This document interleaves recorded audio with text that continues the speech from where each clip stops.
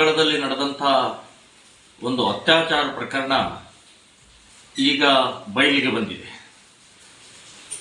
ಅತ್ಯಂತ ಬರ್ಬರವಾಗಿ, ಹೇಯವಾಗಿ, ಕ್ರೌರ್ಯವಾಗಿ ಇದು ಸಾಮೂಹಿಕ ಅತ್ಯಾಚಾರ ಅಂತನ್ನುವಂಥದ್ದು ಕೂಡ ಗೊತ್ತಾಗ್ತಾ ಇದೆ. ಅಲ್ತಾಫ್ ಅನ್ನುವಂಥ ಒಬ್ಬ ವ್ಯಕ್ತಿ ಹಿಂದೂ ಯುವತಿಯನ್ನ ಇನ್ಸ್ಟಾಗ್ರಾಮ್ದಲ್ಲಿ ಪರಿಚಯ ಮಾಡಿಕೊಂಡು ಅವಳನ್ನ ಕರ್ಕೊಂಡು ಹೋಗಿ ಕಾಡಿನಲ್ಲಿ ಯಾವುದೋ ಮತ್ತು ಬರುವಂಥ ಔಷಧನ್ನು ಕೊಟ್ಟು ಅವನ ಜೊತೆಗೆ ಅವನ ಗೆಳೆಯರು ಇದ್ದಾರೆ ಅಂತನ್ನುವಂಥದ್ದಿದೆ. ಅದು ಬಹಿರಂಗ ಆಗಬೇಕು. ಸೊ ಇದೊಂದು ಅತ್ಯಂತ ಹೇಯ ಕೃತ್ಯ. ಇದನ್ನು ಖಂಡಿಸ್ತಾ ಇದ್ದೀನಿ, ವಿರೋಧಿಸ್ತಾ ಇದ್ದೀನಿ. ಹಿಂದೂ ಹುಡುಗಿಯರಿಗೆ ಒಂದು ಎಚ್ಚರಿಕೆ ಗಂಟೆ ಇದು. ಕಳೆದ 25 ವರ್ಷದಿಂದ ನಾವು ಹೇಳ್ತಾ ಇದ್ದೀವಿ, ಯಾರನ್ನ ಪ್ರೀತಿ ಮಾಡಬೇಕು, ಯಾರವರು ಅಂತನ್ನೋದು ಯೋಚನೆ ಮಾಡಿ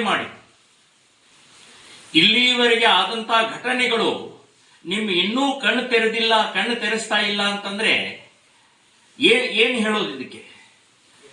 ಒಬ್ಬ ಅಲ್ತಾಫ್ ಇದ್ದಾನೆ, ಇನ್ಸ್ಟಾಗ್ರಾಮ್ದಲ್ಲಿ ಗೊತ್ತಾದ ತಕ್ಷಣನೇ ಅವನು ಅಲ್ತಾಫ್ ಇದ್ದಾನೆ ಅಂತಂದ್ರೆ ಅವನು ರೇಪ್ ಮಾಡಕ್ಕೆ, ಕೊಲೆ ಮಾಡಕ್ಕೆ, ಅವನ ಅದಕ್ಕೋಸ್ಕರನೇ ನಿಮ್ಮ ಪರಿಚಯ ಮಾಡ್ಕೊಂಡಿದ್ದಾನೆ ಅಂತನ್ನುವಂತಹದ್ದು ಕೂಡ ಇಲ್ಲಿವರೆಗೆ ನಡೆದಂತ ಘಟನೆಗಳ ನೇಹಾ ಪ್ರಕರಣ. 23 ಬಾರಿ ಚಾಕು ಹಾಕಿದಾನ. ಸೊ ಇವರಿಗೆ ಪ್ರೀತಿ ಪ್ರೇಮ ಅಲ್ಲ, ಇದೊಂದು ಜಿಹಾದ್ ಇದು. ಸೊ ಹಿಂದೂ ಹೆಣ್ಣು ಮಕ್ಕಳನ್ನ ವ್ಯವಸ್ಥಿತವಾಗಿ ಪ್ರೀತಿ ಪ್ರೇಮದ ಹೆಸರಿನಲ್ಲಿ ಸಿಕ್ಕಾಕ್ಸಿ ಮತಾಂತರ ಮಾಡುವಂತಹದ್ದು, ಮಕ್ಕಳನ್ನು ಹಿಡಿಯುವಂತಹದ್ದು, ಕೊಲೆ ಮಾಡುವಂತಹದ್ದು, ಭಯೋತ್ಪಾದನೆಗೆ ಉಪಯೋಗಿಸುವಂತಹದ್ದು, ಇದು ಇಸ್ಲಾಮಿನ ಕೃತ್ಯ ಅಂತನ್ನುವಂಥದ್ದು ಹೊರಗೆ ಬಂದಿದೆ, ಬಹಿರಂಗ ಆಗಿದೆ, ಕೋರ್ಟ್ಗೆ ಹೋಗಿದೆ, ಸುಪ್ರೀಂ ಕೋರ್ಟ್ ಹೇಳಿದೆ. 2 ರಾಜ್ಯ ಇವತ್ತು ಕಾನೂನುಗಳನ್ನು ಮಾಡಿದ್ದಾರೆ. ಸೊ ಇಷ್ಟಾದರೂ ಕೂಡ ಹಿಂದೂ ಹುಡುಗಿಯರಿಗೆ ಇನ್ನೂ ಬುದ್ಧಿ ಬಂದಿಲ್ಲ ಅಂತಂದ್ರೆ ಇನ್ನೇನು ಹೇಳೋದು?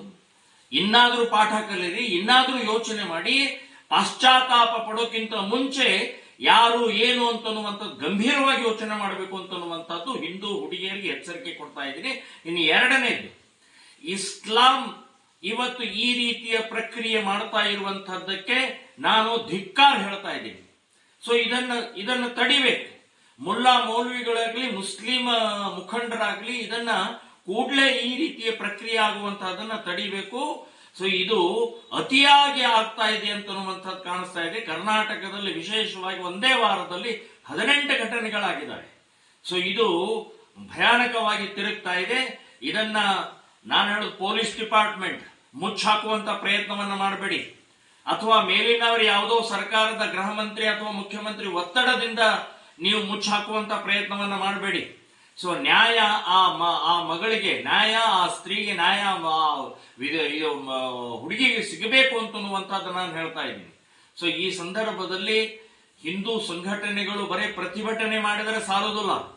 ಕಾರ್ಕಳದ ಮುಸ್ಲಿಮರಿಗೆ ವ್ಯಾಪಾರ ವ್ಯವಹಾರದಲ್ಲಿ ಬಹಿಷ್ಕಾರ ಹಾಕಿ, ಎಲ್ಲಿವರೆಗೆ ಆ ಅತ್ಯಾಚಾರಿಗಳ ಮನೆಗೆ ಬಹಿಷ್ಕಾರ ಹಾಕುವುದಿಲ್ವೋ, ಅತ್ಯಾಚಾರ ಮನೆಗಳನ್ನ ನೀವು ಶಿಕ್ಷೆಗೊಳಪಡಿಸುವುದಿಲ್ವೋ, ಅಲ್ಲಿವರೆಗೆ ಮುಸ್ಲಿಮರ ಜೊತೆಗೆ ವ್ಯಾಪಾರ ವ್ಯವಹಾರವನ್ನ ಮಾಡಬೇಡಿ ಅಂತನ್ನುವಂತಹದ್ದು ಡಿಕ್ಲೇರ್ ಮಾಡಬೇಕು ಹಿಂದೂ ಸಂಘಟನೆಗಳು ಅಂತನ್ನುವಂಥದ್ದು ನಾನು ಹೇಳ್ತಾ ಇದ್ದೀನಿ.